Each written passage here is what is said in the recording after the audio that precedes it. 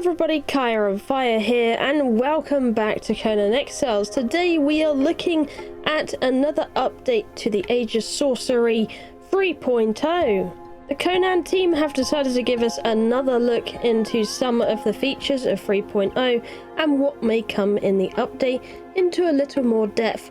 So today it looks like we're looking at the attribute tree, and we're going into way more detail on how this is going to actually work. So goodbye survival, hello craftsmanship. So when you get this update, one thing you're going to immediately know about is the attributes, because this is going to change a whole lot. Instead of having 390 points to spend and being confused about it, you're going to have only 60. So it uses 1 point per point you put in.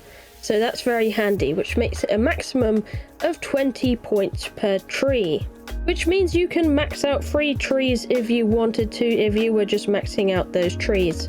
For example, I could max out strength, agility and vitality but not have any points anywhere else.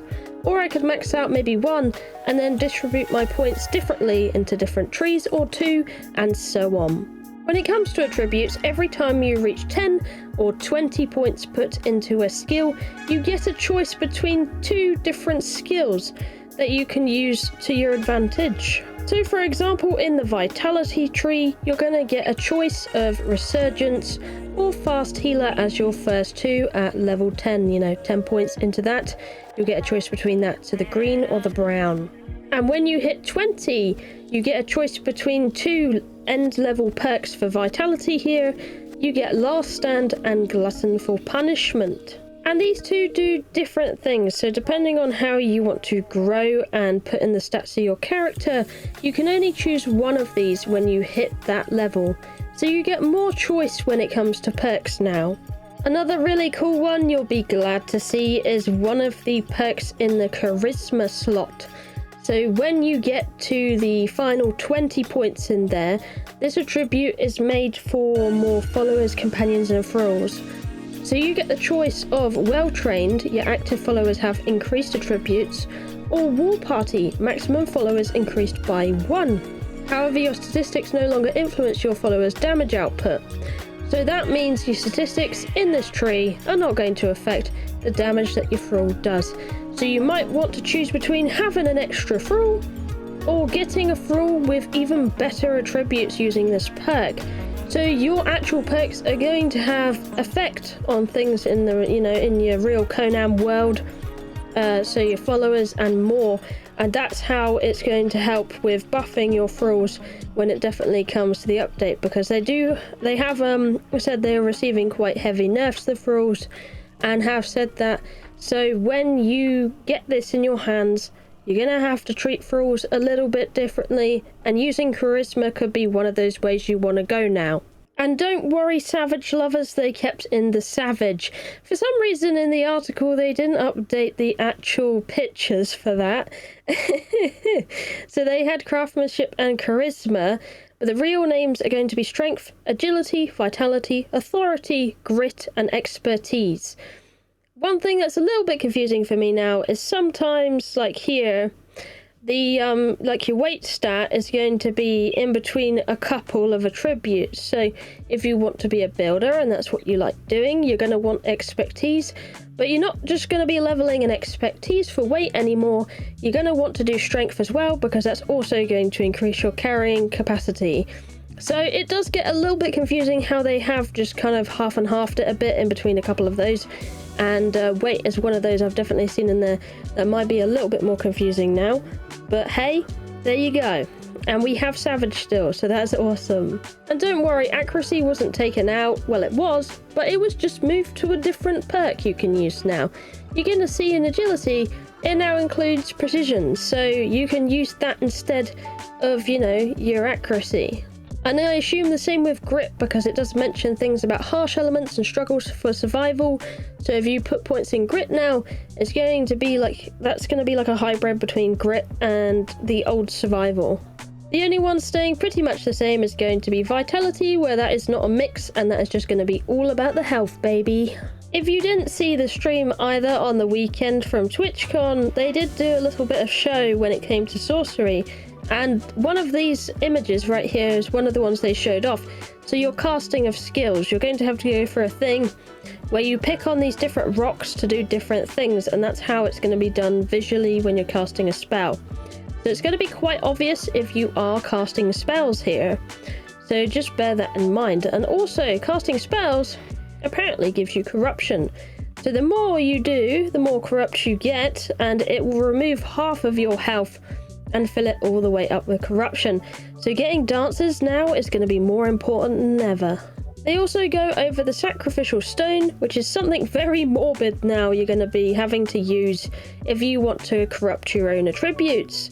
As it's seen on the attribute tree, you're going to need these souls up in the top right to corrupt your pools. So you're going to see they've used some there, and it's going to need some to actually, fuel it. So you're going to have to kill innocent bystanders to fuel your own corrupt ways. The attributes you can corrupt is your strength, your vitality and authority. The other ones cannot be corrupted, they mention here, and those are going to give you new corrupt perks. Notably, on the corruption tree, you don't get the same pick and choose between the two skills you get at level 10 and level 20 in your attribute tree.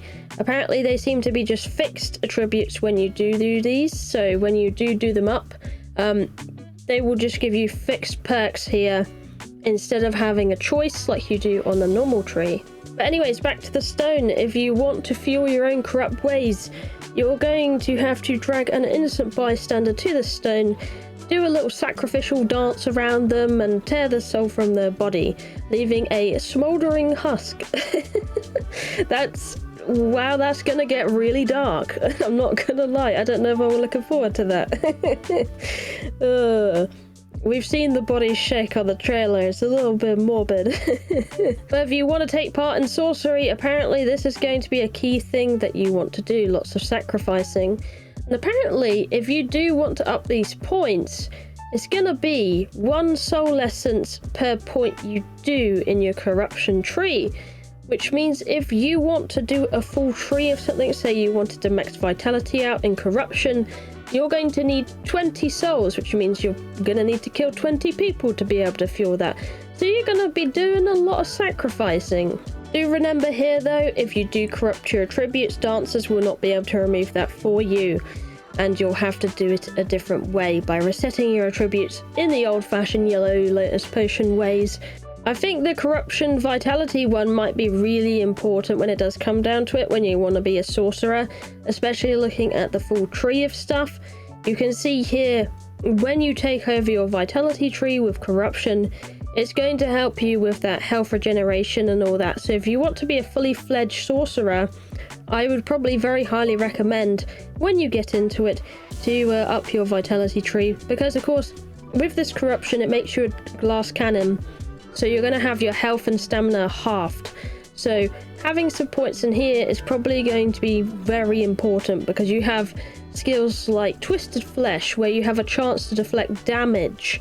So that could be really useful, and it's going to scale with how corrupt your vitality is.